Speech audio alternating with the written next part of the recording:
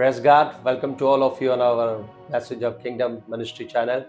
And my dear friends, I wish you and happiest Resurrection Day. यीशु मसीह के जी उठने के दिन की आपकी हार्दिक शुभकामनाएं। और पूरी दुनिया में प्रभु यीशु मसीह के जी उठने का दिन मनाया जा रहा है। और इस वीडियो का बनाने का हमारा उद्देश्य ये है कि हम आपको बता सके रेsurrection डे सिर्फ एक बार हो चुका है और यीशु मसीह एक बार मुर्दों में से जी उठे हैं अनंत काल के लिए, और अब वो स्वर्गीय पिता के दाहिनी ओर हमेशा के लिए विराजमान है। और यीशु मसीह ने किस काम को संपूर्ण किया है मुर्दों में से जी उठने के द्वारा, थोड़ा सा मैं आपके साथ चर्चा करना चाहूंगा। जब आप रोमियो की किताब 4 अध्याय और 25 वचन को पढ़ते हैं तो वहां पर लिखा, वो हमारे अपराधों के कारण पकड़वाया गया और हमारे धर्मी ठहराए जाने के लिए मुर्दों में से जिलाया गया। यीशु मसीह इसलिए कल्वरी क्रूस के ऊपर गए ताकि आपके और मेरे पापों की सजा परमेश्वर के सामने ओवर हो सके। यीशु मसीह किसी मनुष्य के कोर्ट के सामने अपराधी नहीं ठहराया गया। यीशु मसीह स्वर्गीय कोर्ट के सामने संपूर्ण मानव जाति के लिए परमेश्वर के आगे अपराध और पाप ठहराया गया, ताकि मनुष्य जाति की स्थिति को परमेश्वर के सामने बदला जा सके। और यीशु मसीह जी उठे, या ईश्वर के पीछे मनुष्य जाति के लिए जो परमेश्वर की ओर से दिया हुआ दान है वो ये है कि आप और मैं परमेश्वर की नजर में धर्मी ठहर चुके हैं। अब परमेश्वर हमें ऐसा देखते हैं कि हमारे अंदर कोई पाप नहीं है, और परमेश्वर हमें ऐसा देखते हैं कि हमारे ऊपर पाप का कोई दंड नहीं है। और जो व्यक्ति धर्मी है वो परमेश्वर के साथ सही संबंध में है।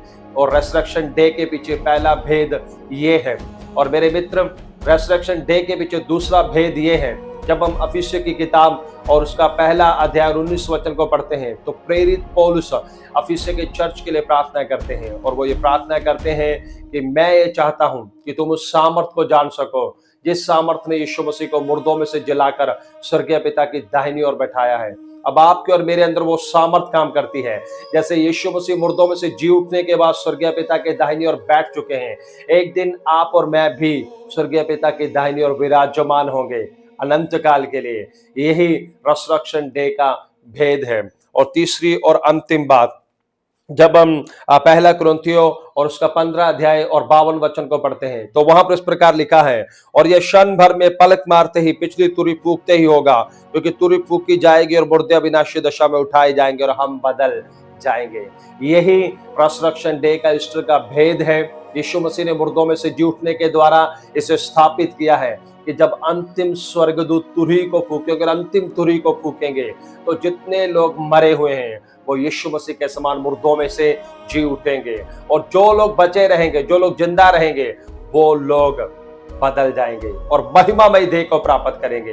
परमेश्वर ना सिर्फ यीशु मसीह को मुर्दों में से जीवित करना चाहते हैं और कर चुके हैं, बल्कि परमेश्वर पिता आपको और मुझे भी यीशु मसीह में वैसा ही करना चाहते हैं जैसे पिता अपने प्रथम और पहलौठे पुत्र यीशु मसीह के साथ कर चुके हैं। और परमेश्वर पिता यीशु मसीह में सारी मनुष्य जाति को मृत्यु से रहित देखना चाहते हैं, और सारी मनुष्य जाति को यीशु मसीह के समान महिमामय देह के अंदर देखना चाहते हैं। और जल्दी कलीसिया का रेsurrection डे होने वाला है। जल्दी कलीसिया बादलों पर उठाई जाएगी और जल्दी मुर्दे जी उठेंगे और हम अनंत काल के लिए अपने पिता के दाहिनी ओर विराजमान होंगे। God bless you all। और प्लीज हमारी वीडियोस को आप लाइक करें और कमेंट करें, हमारे चैनल को सब्सक्राइब करें और बेल आइकन को प्रेस करें। और God bless you all। और छोटी सी प्रार्थना के साथ हम इस वीडियो को क्लोज करेंगे। Thank you heavenly father.